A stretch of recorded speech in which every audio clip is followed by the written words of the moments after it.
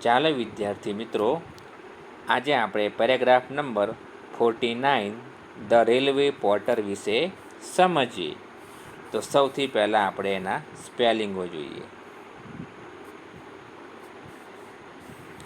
તો પ્રથમ છે રેલવે પોર્ટર, એટલે કે હમાલ કે કુલી.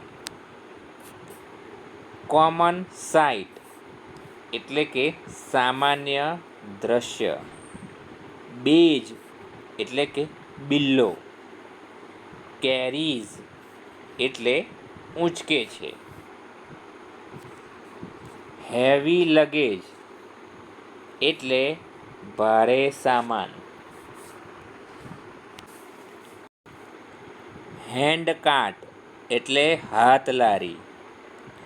રશિશ, એટલે કે દોડે છે, ધસી જાય છે. પુઅર, એટલે ગરીબ. ઓનેસ્ટ, એટલે પ્રામાણિક. હવે સ્પેલિંગો સમજ્યા પછી આપણે ફકરાને સમજીએ.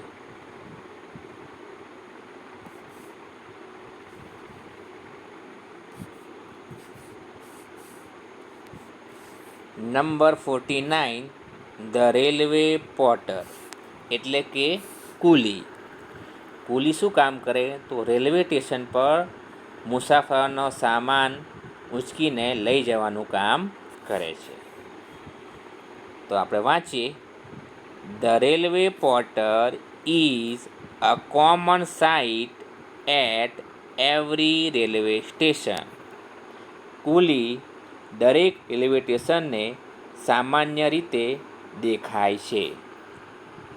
હી wears a red shirt and a red turban.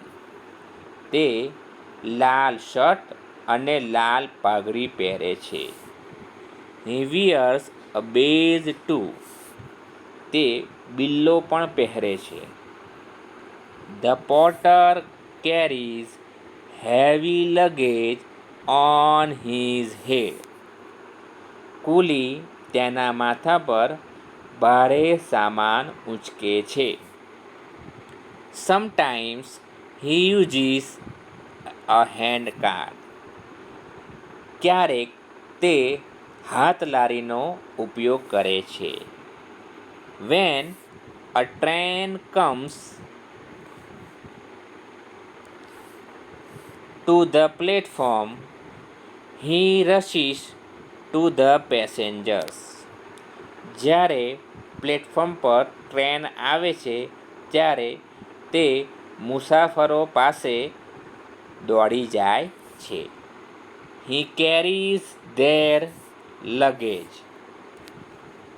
તે તેમનો સામાન ઊંચકે છે. He works very hard. તે સખત મહેનત કરે છે. He is poor but honest. તે ગરીબ છે પણ પ્રમાણિક છે. તો આ રીતે તમે ફકરાને સમજી શકો.